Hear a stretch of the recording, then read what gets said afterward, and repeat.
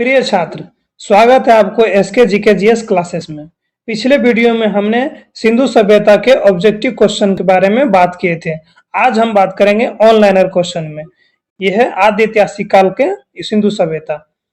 तो पहला क्वेश्चन है, हड़प्पा सभ्यता में कौन से दो मुख्य खाद्यान्न पाए गए जाते हैं? खाद्य मतलब खाने योग्य पदार्थ कौन कौन थे? तो ये हो जाएंगे गेहूं और जौ।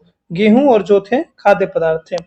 अगला क्वेश्चन है, स्वतंत्रता प्राप्ति के बाद सर्वाधिक हड़प्पा कालीन स्थलों का पता कहां से चला है? स्वतंत्रता के बाद जब हमारे देश आजाद हुआ तो हड़प्पा कालीन का स्थल सबसे ज्यादा कहां पाया गया? तो ये हो जाएगा गुजरात। गुजरात में सबसे ज्यादा पाया गया। अगला क्वेश्चन है, हड़प्पा कालीन शहरों एवं नगरों को किस प्रकार बांटा गया? हड़प्पा कालीन जो शहर थे किस प्रकार बांटा गया है? तो ये आयताकार बांटा गया। आयताकार बांटा गया था। कुछ इधर थे, कुछ इधर थे, कुछ इधर थे। अगला क्वेश्चन है, मानव सभ्यता के संदैव काल से किन दो प्रमुख चीजें की प्राप्ति हुई है? मानव सभ्यता के संदैव काल से किन दो प्रमुख चीजें की प्राप्ति हुई है? तो वह है गेहूं और कपास। गेहूं और कपास जो ज्यादातर प्रचलित थे। अगला क्वेश्चन है, सिंधु सभ्यता का समूचा क्षेत्र किस आकार का था? सिंधु सभ्यता का जो समूचा क्षेत्र था वो किस आकार का था? तो त्रिभुजाकार था। इधर पाकिस्तान में था, इधर गुजरात में था, इधर उत्तर भारत में था।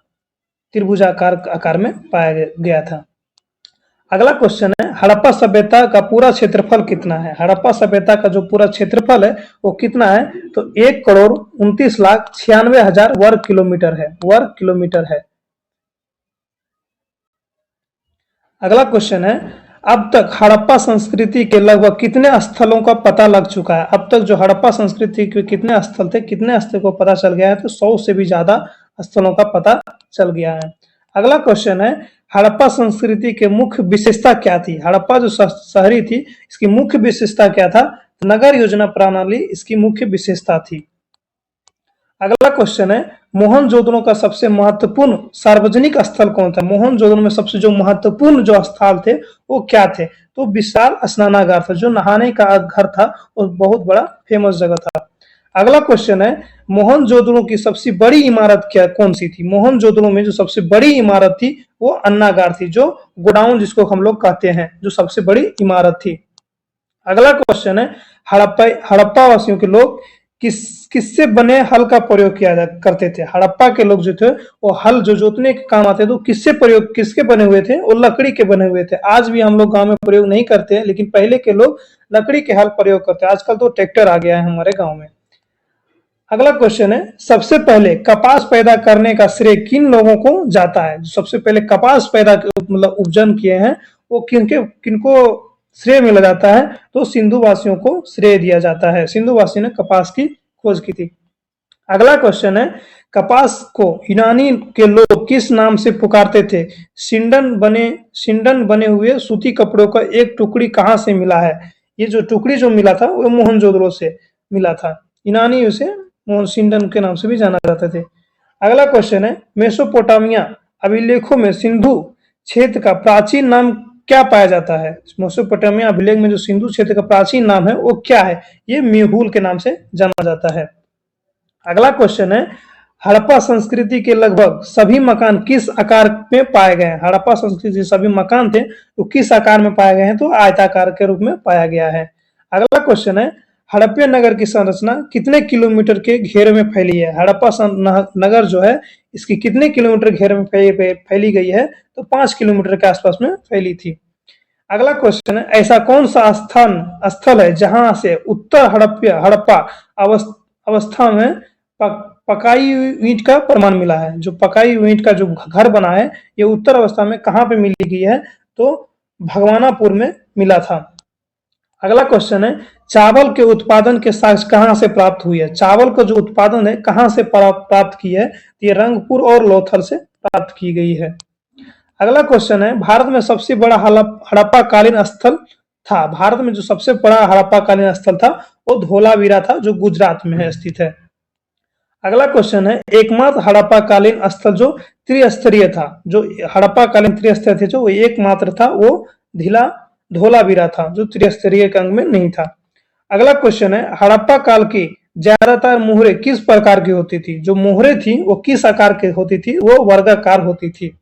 अगला क्वेश्चन है, किस व्यक्ति ने हड़प्पा एवं मोहनजोदड़ो को एक विस्तृत समाज को जुड़वा राजधानी कहा है? किस व्यक्ति ने जो था, जो मोहनजोदड़ो को एक विस्तृत राज साम्राज्य की जुड़वा राजधानी कहा है, वो पिगट था, जो एक अमेरिकन था। अगला क्वेश्चन है, किन पुराविदों की मान्यता है कि संदेव सभ्यता की उत्पत्ति मेसोपोटामिया की सुमेरियन सभ्यता से भी हुई है? किनका कहना था जो संदेव सभ्यता थी वो मेसोपोटामिया के सुमेरियन सभ्यता से थी? तो उसका नाम था सर जॉन मार्शल और गार्डन चाइल्ड और व्हीलर। ये तीनों वैज्ञानिक ने इनका वर्णन किया है। अगला क्वेश्चन है, संदेव सभ्यता के लोग किस धातु से प्रचलित नहीं थे? जो सिंधु सभ्यता, संदेव सभ्यता, हड़प्पा सभ्यता जिसको हम कहते हैं, वो किस धातु से प्रचलित नहीं थे? तो वो हो जाएगा लोहा। उस टाइम लोहा की खोज नहीं हुई थी, लोहा जो थी उस टाइम की खोज नहीं हुई थी। अगला क्वेश्चन है, किन संदेव स्थलों से आगे अज्ञेय वेदियां प्राप्त हुई है? अज्ञेय वेदियां प्राप्त जो हुई है किस संदेव स्थल से प्राप्त हुई है? तो लोथल और कालीबंगा से प्राप्त हुई है। अगला क्वेश्चन है, संदेव सभ्यता के लोग के किस स्थान से घोड़े की हड्डियां की मिलने का प्रमाण मिला है? जो संदेव सभ्यता में जो है, जो घोड़े की हड्डी कहां से प्राप्त की गई है? वो सुरकोटदा से प्राप्त हुई है। सुरकोटदा से घोड़े की हड्डी प्राप्त की गई है। अगला क्वेश्चन है, मोहनजोदड़ो के निवासी अधिकांशतः किस जाति के थे? जो मोहनजोदड़ो के निवासी अधिकांश किस जाति के थे? तो भूमध्य सागर से थे, भूमध्य सागर के आसपास से थे वो। अगला क्वेश्चन है, अधिकांश विद्वान की धारणा के अनुसार संदेव सभ्यता के निर्माण किस भाषा में संबंधित थे? जो संदेव सभ्यता की भाषा थी वो किस भाषा से संबंधित थी? वो द्रविड़ भाषा से संबंधित थी। द्रविड़ भाषा जो उनकी मातृभाषा थी। अगला क्वेश्चन है, संदेव स्थलों में किस जगह पर सर्वप्रथम कृषि का साक्ष्य उपलब्ध मिला है? जो सिंधु सभ्यता है उसमें कृषि का साक्ष्य कहां से मिला है? तो इसका राइट आंसर हो जाएगा मेहरगढ़। मेहरगढ़ से इसकी जानकारी मिली है। अगला क्वेश्चन है, संदेव सभ्यता के एक स्थल को स्तूप टीला की संज्ञा दी गई है क्योंकि उस स्थल पर एक कुशनकालीन स्तूप प्राप्त हुआ है। वो स्थल कहाँ है? जो स्तूप प्राप्त हुआ है वो कहाँ है? तो वो मोहनजोदड़ो में स्थित है। अगला क्वेश्चन है, संदेव संस्कृति के अंतर्गत प्राय सभी मकान पीछे की गली से खुलते थे, परंतु इसका एक उपवाद कौन सा स्थल है जो पीछे से नहीं आगे से खुल रहे थे घर?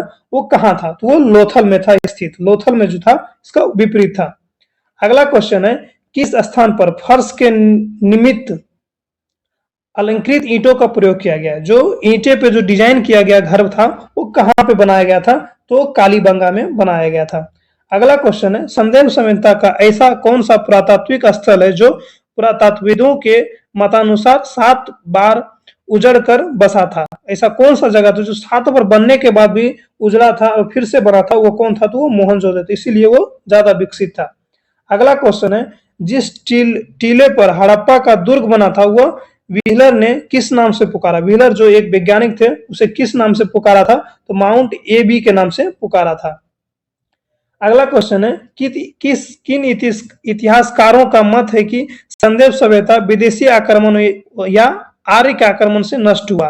किनका कहना था जो सिंधु सभ्यता, हड़प्पा सभ्यता या संदेव सभ्यता जो है विदेशी आक्रमण या आर्य के आक्रमण से नष्ट हुआ है? वो कहना था गार्डन चाइल्ड या व्हीलर का कहना था, इससे ही समाप्त हुआ है। अगला क्वेश्चन है, किस इतिहासकारों ने कहा है कि जलवायु में हुई परिवर्तन के कारण यह सभ्यता नष्ट हुई है? अलग अलग वैज्ञानिकों का अलग अलग कहना है। कोई कह रहे हैं कि संदेव सभ्यता विदेशी आक्रमण से नष्ट हुआ है, कोई कह रहा है जलवायु के परिवर्तन से नष्ट हुआ है। ये जो कहे थे जलवायु से परिवर्तन से नष्ट हुआ है, आयरिल स्टाइन ने कहा था। अगला क्वेश्चन है, मानव समाज विलक्षण है क्योंकि इसके मुख्यतः आश्रित थे। मानव समाज जो विलक्षित थे किसके आश्रित थे? संस्कृति पे ये ज्यादा फोकस करते थे, इसीलिए बहुत ज्यादा पीछे थे। अगला क्वेश्चन है, सिंधु घाटी सभ्यता को आर्य से पूर्व रखे जाने वाले महत्वपूर्ण कारण क्या है? आर्य के पूर्व से जो सिंधु सभ्यता में जो वस्तुएं रखी गई थी या कुछ चीजें रखी गई थी वो क्या थी? तो मृद भांड थी जो आर्य के पहले से रखी गई थी। अगला क्वेश्चन है, थोड़ी लंबी है, ध्यान से पढ़िएगा और सुनिएगा। भारतीय पुरातत्व सर्वेक्षण विभाग के महानिदेशक सर जॉन मार्शल, ये जो वैज्ञानिक थे, सर जॉन मार्शल जो है एक वैज्ञानिक थे, जो निर्देशन के राय बहादुर दयाराम साहनी ने पंजाब वर्तमान पाकिस्तान के माउंट गोमरी जिले के रावी नदी के तट पर स्थित अवनेश किया। और कब किया था? सन 1921 में इसकी खोज की थी। अगला क्वेश्चन है, सर जॉन मार्शल ने सर्वप्रथम इस सभ्यता को नाम दिया। सर जॉन मार्शल जो थे इस सभ्यता का सबसे पहला नाम दिया सिंधु सभ्यता। सिंधु सभ्यता का नाम सर जॉन मार्शल ने दिया। अगला क्वेश्चन है, रंगपुर जहां हड़प्पा का समकालीन सभ्यता थी वह कौन थी। रंगपुर जो है रंगपुर जो एक सभ्यता थी जहां हड़प्पा समकालीन की सभ्यता थी वो कहाँ थी, सौराष्ट्र जो गुजरात में स्थित है। अगला क्वेश्चन है, दधोरी दधोरी एक पर्वतीय हड़प्पीय पुरास्थल है, वो कहाँ है। दधोरी जो है पंजाब के राज्य में स्थित है। अगला क्वेश्चन है, सिंधु घाटी सभ्यता का पतन नगर था। सिंधु सभ्यता का जो पतन नगर था वो लोथल था। लोथल उनका पतन नगर था। सिंधु घाटी के लोग विश्वास करते थे। सिंधु घाटी के लोग विश्वास किस पे करते थे, तो मातृ शक्ति पे विश्वास करते थे। ये इसका पूजा पूजा का नाम पूजा स्थल पशुपति थे और इनका विश्वास मातृ शक्ति पे करते थे। अगला क्वेश्चन है, चनहुदड़ों के उत्खनन का निर्देश किसे किया था। चनहुदड़ों की जो खुदाई की थी वो किसने की थी। इसका आंसर हो जाएगा J.H. मैके ने इसकी उत्खनन या खुदाई की थी। अगला क्वेश्चन है, हड़प्पा का उत्खनन करने वाला प्रथम पुरातत्वविद जो इसके महत्व को नहीं समझ पाया, जो हड़प्पा का उत्खनन का जो महत्व नहीं समझ पाया, खुदाई के बारे में नहीं समझ पाया, वो कौन थे, तो अलेक्जेंडर कनिंघम जो थे नहीं समझ पाए। अगला क्वेश्चन है, हाथी दांत का पैमान हड़प्पा संदर्भ से मिला है। हाथी का जो दांत है सबसे ज्यादा कहां पे मिला है, तो लोथल से मिला था। अगला क्वेश्चन है, हड़प्पा स्थल सनोली के अभी हाल में उत्खनन से प्राप्त हुए। हड़प्पा स्थल के जो सनोली में अभी जो हाल में उत्खनन हुआ है वहां पे क्या प्राप्त हुआ है, तो मानव समाधान प्राप्त हुआ है। वहां पे ज्यादा लोग मानव को दफनाया गया है। सॉरी,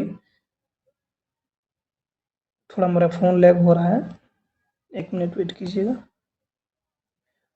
आइए अगला क्वेश्चन है, 1 सेकेंड।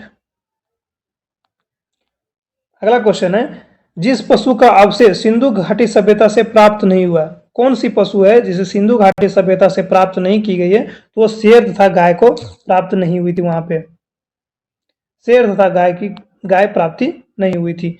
अगला क्वेश्चन है, वो सभ्यता जो नील नदी के तट पर पनपी, वो सभ्यता जो थी नील नदी के तट पर पनपी है, वो मिस्र की सभ्यता थी जो नील नदी के तट पर पनपी थी या उभरी थी। आई होप यह वीडियो आपको अच्छी लगेगी। थोड़ा सा मिस्टेक हो गया, हमें साइड वाला बटन दबा गया था, इसलिए थोड़ा सा लास्ट में थोड़ा सा प्रॉब्लम हो गया। आई होप आपको ये सारे वीडियो, ये क्वेश्चन आपको अच्छी लगेगी।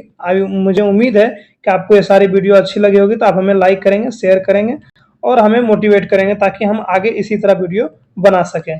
धन्यवाद। जय हिंद।